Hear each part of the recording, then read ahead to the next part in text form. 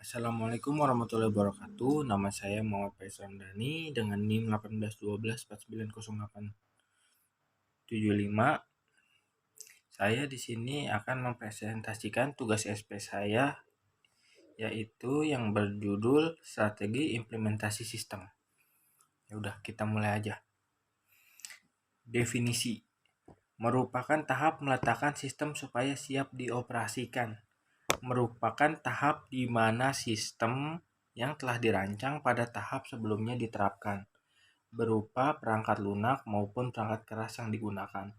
Dengan penerapan sistem yang dirancang, hasilnya dapat dioperasikan dan digunakan secara optimal sesuai kebutuhan. Menerapkan rencana implementasi.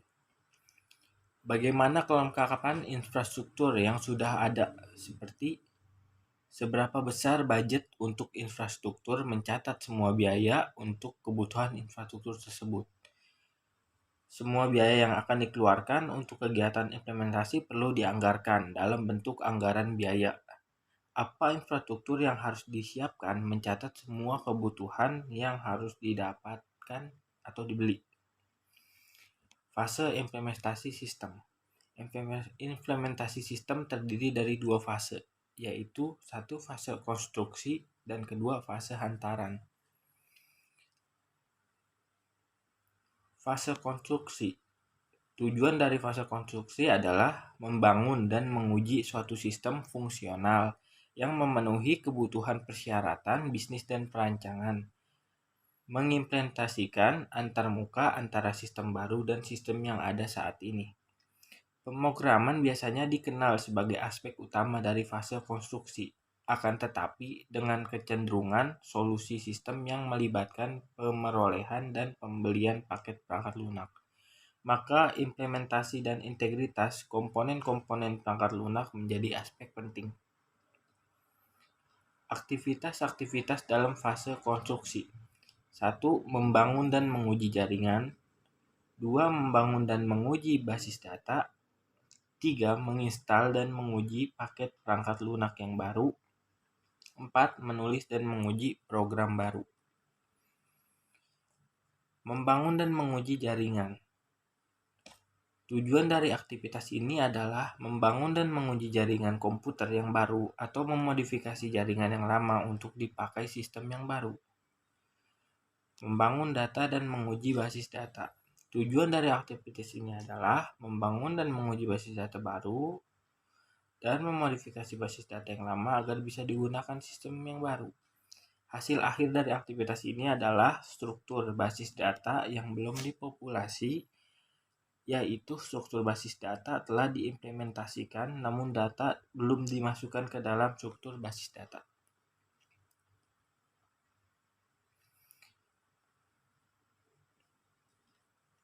Menulis dan menguji program baru.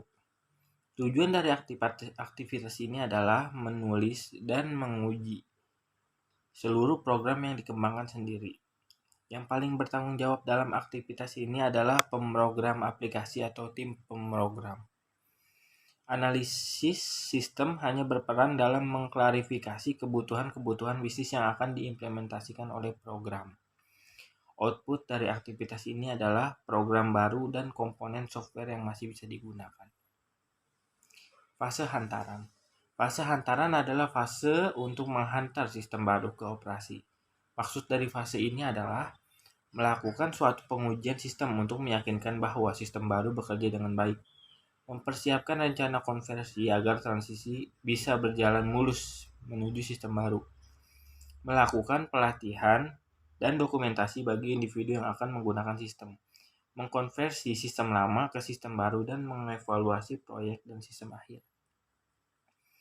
Aktivitas dalam fase hantaran, yaitu melakukan pengujian sistem, mempersiapkan rencana konversi, menginstal basis data, melatih pengguna sistem, mengkonversi menuju sistem baru.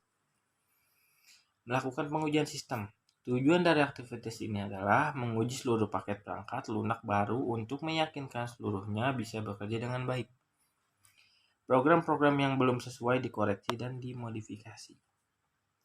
Mempersiapkan rencana konversi. Setelah pengujian sistem dilakukan dengan sukses, berikutnya adalah mempersiapkan sistem baru ke operasi.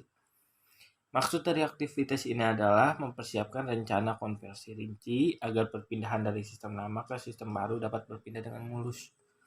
Ada beberapa strategi yang umum digunakan dalam rencana konversi, yaitu strategi paralel, direct cutover, pilot study, phased approach. Yang dimaksud strategi paralel adalah sistem lama dan sistem baru sama-sama beroperasi untuk beberapa periode waktu. Strategi ini meminimalkan kemungkinan sistem baru tidak bisa diperbaiki. Strategi ini akan memunculkan biaya konversi karena menjalankan dua sistem secara bersamaan dalam beberapa periode waktu. Direct cutover, yaitu menghentikan seluruh sistem lama pada suatu tanggal tertentu dan menempatkan sistem baru untuk operasi. Pendekatan ini sangat berisiko tinggi namun tidak memerlukan biaya transisi. Pilot study. Pilot study biasanya dilakukan pada sistem terdistribusi dengan beberapa letak geografi yang berbeda. Salah satu lokasi yang dilakukan penggantian menjadi sistem baru, paralel atau upload cutover, penggantian sistem dilakukan di salah satu lokasi sekaligus mengamati respon kinerja yang baru. Ketika lokasi yang menjadi pilot project itu telah menerima sistem baru, maka lokasi lainnya juga mengikuti. Phased approach. Konversi bertahap yaitu masing-masing bagian sistem yang dikembangkan dikonversi bertahap setelah selesai dikembangkan. Pengembangan sistem bertahap dilakukan untuk menyiasati minimnya anggaran dan sumber daya dalam mengganti sistem. Menginstal basis data. Tujuan dari aktivitas ini adalah memasukkan basis data sistem baru dengan data sistem yang lama. Membangun sistem memainkan peranan yang paling dominan dalam aktivitas ini. Melatih pengguna sistem. Perubahan mungkin bertanggung baik, namun tidak selalu mudah. Mengkonfirmasi ke sistem baru membutuhkan pelatihan penggunaan dan menyediakan satu dokumentasi yang akan mengarahkan pengguna dalam menggunakan sistem baru.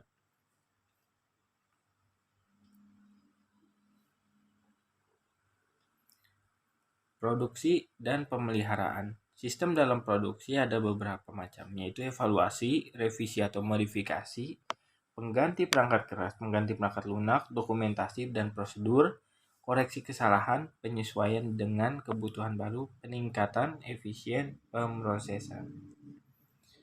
Baik, menurut saya cukup sekian presentasi yang saya lakukan dengan judul Strategi Implementasi Sistem untuk Tugas Semester Pendek. Demikian presentasi yang saya lakukan. Kurang lebih yang mohon maaf. Wabillahi taufiq wal hidayah. Wassalamualaikum warahmatullahi wabarakatuh.